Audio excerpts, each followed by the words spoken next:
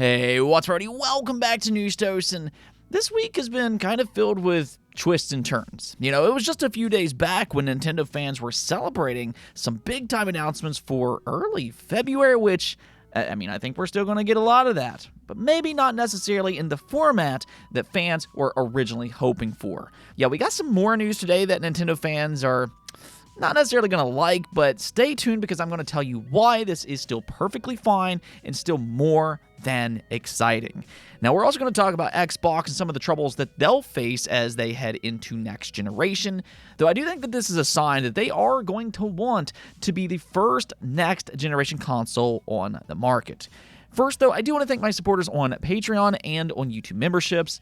Thank you just so much for what you do, and you will receive this video through early access. Let's go and get right into things, though, starting off with Tomodachi Life. Nintendo just dropped its Direct where they revealed 20 minutes of information, and it's every bit as bizarre and weird as you would expect. Think about something like Animal Crossing, but dial up its weirdness to 10, and that's kind of what you're going to get from Tomodachi Life. Now, like I said the other day, though, these really aren't my flavor of games, so I don't really want to dive too much into my impression of it just because it really hasn't changed.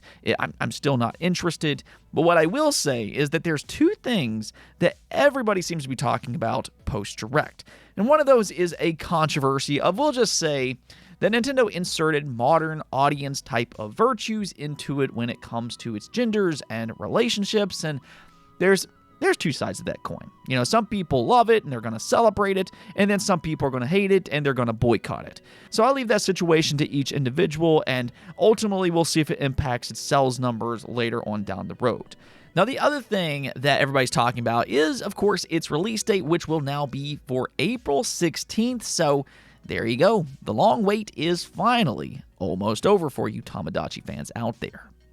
Now, we also got some really good news for the Switch 2 and for Xbox because the wait for Final Fantasy VII Rebirth seemingly isn't going to be near as long as it was for Final Fantasy VII Remake. Instead, according to The Gamer, they reported that it seems like, at least if the current schedule remains intact, that Final Fantasy VII Rebirth's Switch 2 port isn't too far away either, as we've learned at The Gamer that Square Enix and Nintendo are planning to release the trilogy's second installment this summer.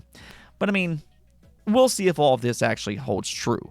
But what I will say here is that I'm sure that Square Enix is salivating over the idea to get Nintendo and Xbox fans caught up before the eventual release of Part 3. Because as we've learned this past week, Final Fantasy VII Remake has been very successful on Xbox, and especially on the Switch 2, where it's been topping the charts pretty much since it first launched. Yeah, Nintendo fans love JRPGs. This always seemed like a perfect match, and Square Enix is being rewarded handsomely by this point. Oh, and a new indie game just dropped that seems to be getting high marks, or at least from critics. This is for Cairn, which currently has an 84 overall score on Metacritic, and if you haven't heard about this game, it reminds me kind of Jusant. It's a game where you climb a mountain, and it's kind of one of those games that the experience is just as important as the gameplay, if that makes any sense. The thing is, though, is that Cairn's mechanics do seem to be a little bit more hardcore than Jusant, and a little bit more realistic as well, but I think that if you liked that game, then you might want to check out Cairn as well, which is available on PlayStation, PC, and on Xbox, today. Okay, now let's just go and get into the big Nintendo news that I think is going to be a little bit disappointing for Nintendo fans, especially after the leak from just earlier this week. Fans were preparing for a big-time General Direct, which it was allegedly going to be for next week. Well, Nate the Hate has apparently gathered more information since then, and he no longer believes that it will be a General Direct. Instead, he took to Twitter X, where he said that next week's Direct will be a Partner Direct. Now, somebody in a later post did ask him if there's going to be a General Direct later in the month as well, in which he responded that it's unlikely. So, yeah, I've already seen the comments online, and it's filled with disappointment, but here's the thing.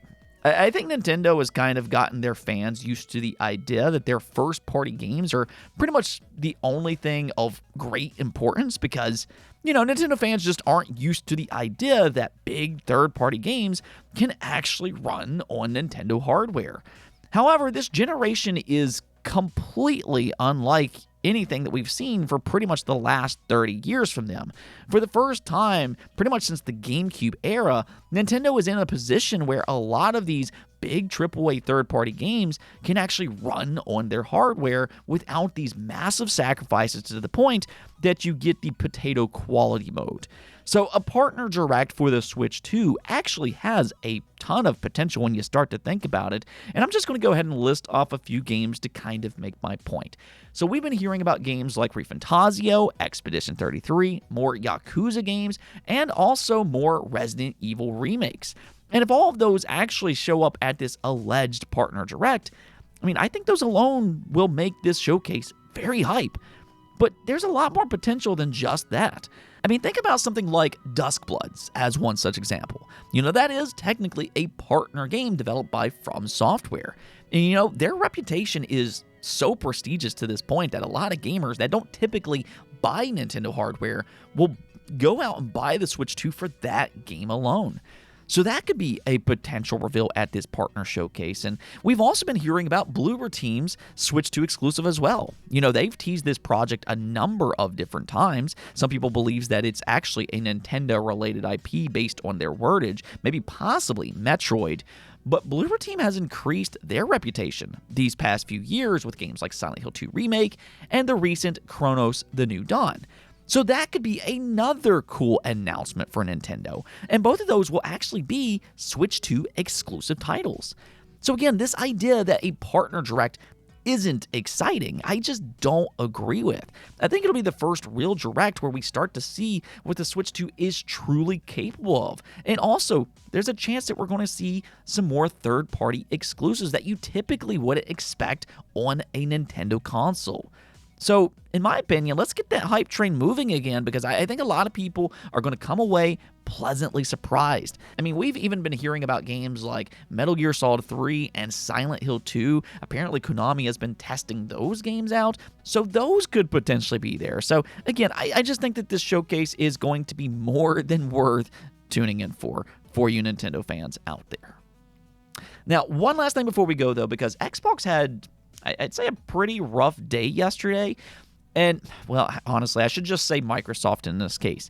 They revealed some fairly bleak numbers, and they blamed their gaming division for some of their issues. But the thing is that Amy Hood announced that she doesn't believe that their hardware situation will get any better. In fact, she said that she believes that Xbox hardware will decline yet again next quarter. And that's crazy to think about, because Xbox consoles are already barely selling as is. I mean, that's kind of what happens when you increase prices and give gamers very little reason to invest into your expensive hardware. But that's the thing, because Microsoft doesn't seem all that happy with Xbox and their gaming division right now. And this brings up the age-old question, is Xbox dead? I've seen a lot of that online today, and are they done with their hardware? And I'm going to go ahead and say no to both of those questions. Despite a lot of the things that's been going on, I think Xbox hardware will absolutely continue for at least one more generation. But I think Team Xbox is developing their next console with the mindset that this will be their end game, if you will. And what I mean by that is that their next Xbox will be a PC hybrid, and they're more so developing it with the idea that the operating system will be the future of Xbox going forward. We've heard a lot about OEM partner consoles for next generation, because I think what they're going to do is they're going to release a premium console like we've never seen before, and then let third-party companies make their own versions as well. It's kind of the Valve strategy, but instead of Steam machines with Steam OS, it'll be Xbox machines with the Xbox OS. However, I feel like by this point, Xbox will probably want to release their next console ASAP, because they're probably thinking in the back of their mind, how long will Microsoft be okay with the idea that their hardware just isn't selling? I mean, it kind of seems like Microsoft just doesn't want to do hardware at all, and I feel like Team Xbox probably knows that, and they probably just want to get their next Xbox out as soon as possible to really cement that future before Microsoft can change their mind. Now, with that said, I don't believe that Microsoft will change their mind anytime soon, just because They have so much invested into their gaming division.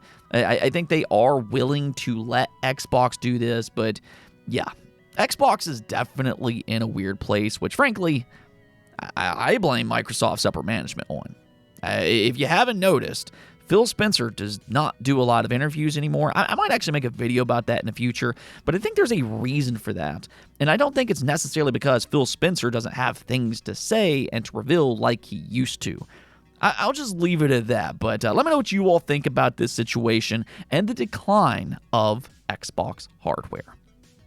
Anyways, though, that's going to be it for this episode, but until next time, make sure to subscribe, ring that bell, and peace out.